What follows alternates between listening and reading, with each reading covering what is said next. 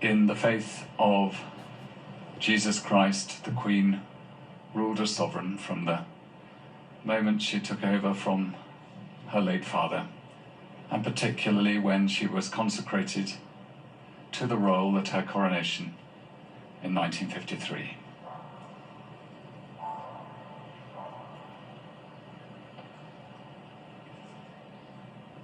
The vigils will now begin, that will continue until the Queen is taken from here to her state funeral on Monday.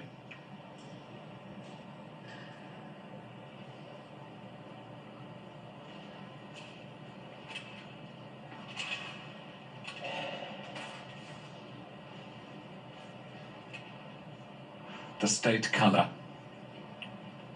of the Queen's Company,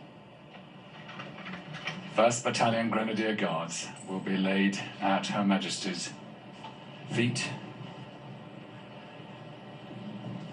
She became company commander on the 6th of February 1952. Her cipher of E-R-R-E intertwined.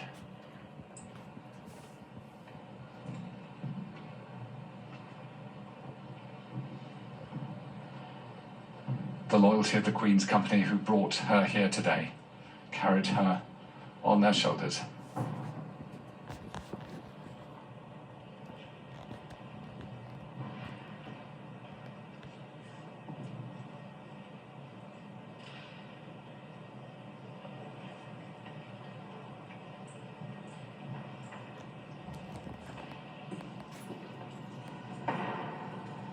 The captain, who, although he commands them in battle, gives way to the sovereign as the company commander.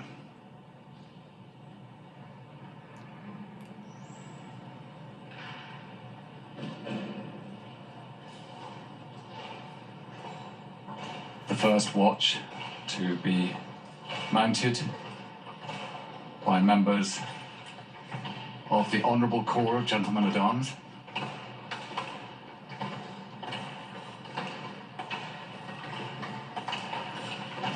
And by the Household Cavalry. And at 20-minute intervals throughout the period the Queen is lying in state, a changing of the watch will take place for 24 hours of each of the days.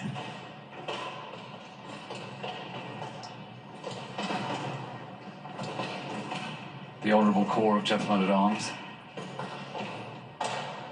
were founded by King Henry VIII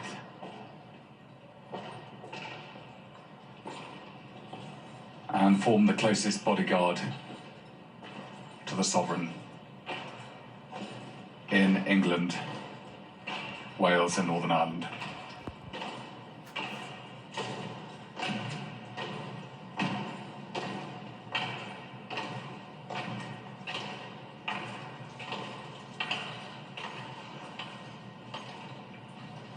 And on the outer line, the well-known sight of the Yeomen of the Guard with their halberds inverted, the points aiming at the ground.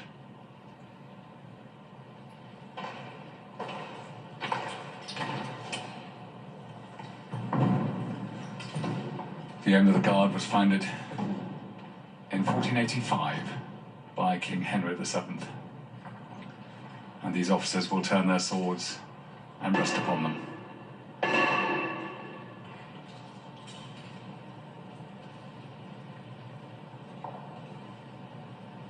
And bow their heads.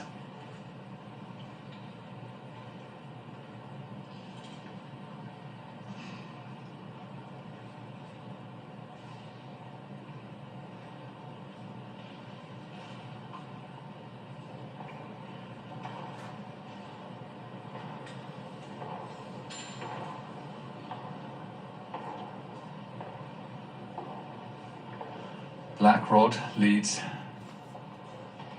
the Speaker of the House of Lords, Lord Speaker, with Garter King of Arms, and the Speaker of the House of Commons.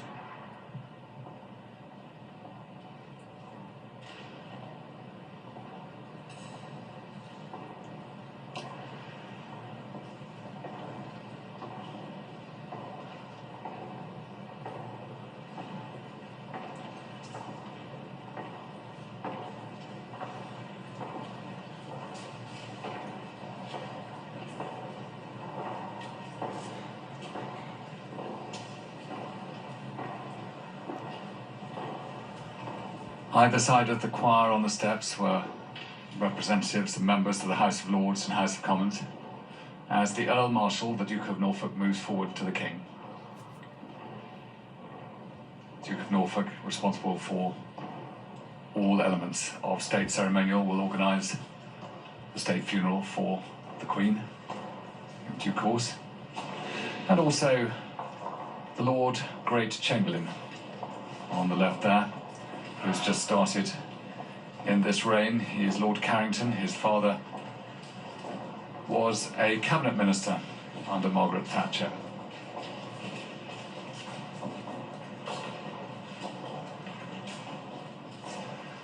Elizabeth II is lying in state as the King and Queen Consort take leave of this great Westminster Hall, built in 1097 by King William II, William the Ruthless. This great hammer beam roof was put in by King Richard II. The King's sons and their wives, Peter Phillips and the Earl of Snowdon. The Duke of Gloucester, the Duke of Kent, and Prince Michael of Kent follow.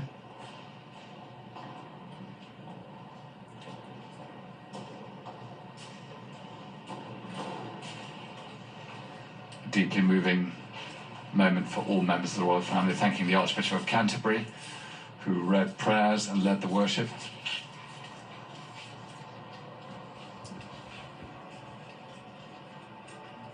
His chaplain to the right, holding the Patriarchal Cross of Canterbury. He thanks the Dean of Westminster also.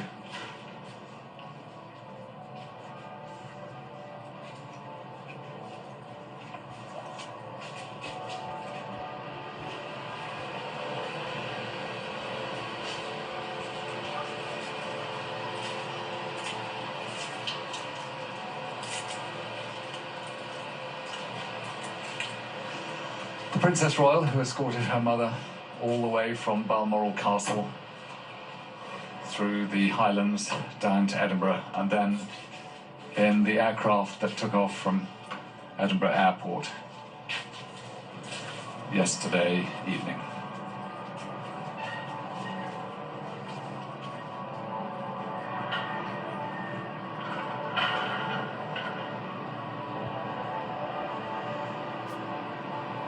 The sand required to help the horses' hooves as they came in, and will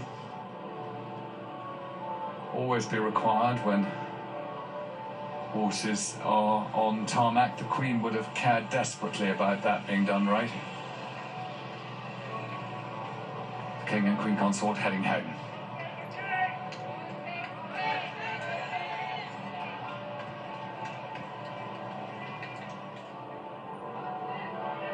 And the Elizabeth Tower, named during the Queen's reign with Big Ben inside, which was ringing throughout the ceremony today as the peal of bells from Westminster Abbey rings out too.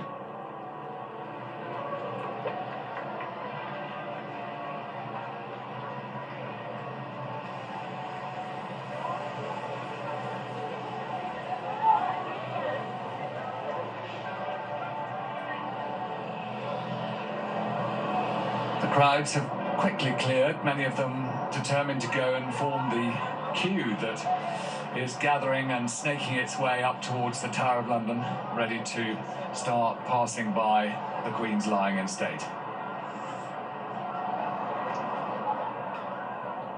And that queue now starting to move forward from Lambeth Bridge. And luckily the weather's not bad.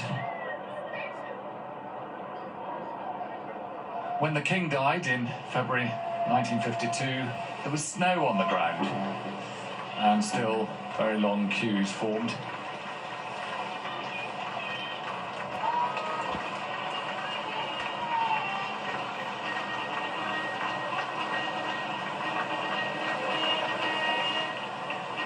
A royal salute being given to the King as he passes through Horse Guards Arch by the King's Life Guard. I can hear the The announcement of the King passing through.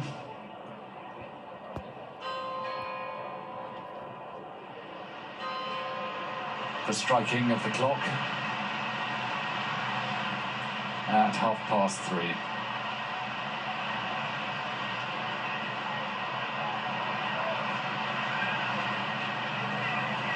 And up Horse Guards Approach Road.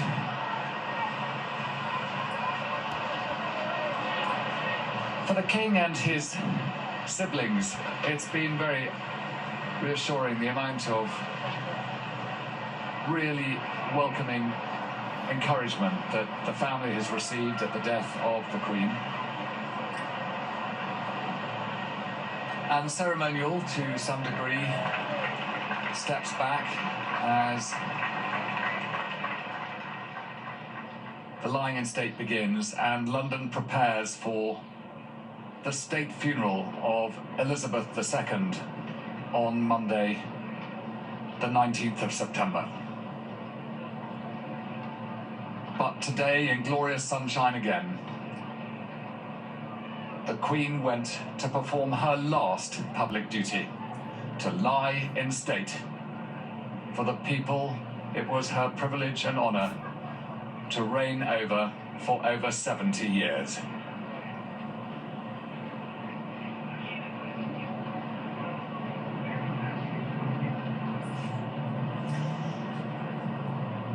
The royal party making their way down the Mall to Buckingham Palace, one presumes, although that's not been confirmed. And certainly we saw there all of the Queen's children, the King, the Duke of York, the Earl of Wessex and the Princess Royal, and indeed the Prince of Wales, all wearing the many medals which mark the Queen's jubilees over the years. Rhiannon, certainly a tribute to their mother's long service. For one final journey, they've now accompanied the Queen from Buckingham Palace. The family now returning to a place where they joined her on much happier occasions, as the country and the world also in the past looked to Buckingham Palace during those incredible milestone moments that she marked throughout that remarkable 70-year reign. Her birthdays, her jubilees. But today it was their responsibility to accompany her on that final journey towards Westminster Hall, described as a moment where the family, after sharing their own private grief, marking that in the Bowroom as her coffin was there overnight, today was a chance for the family to hand her, in essence, to the nation, to witness that moment as her coffin was placed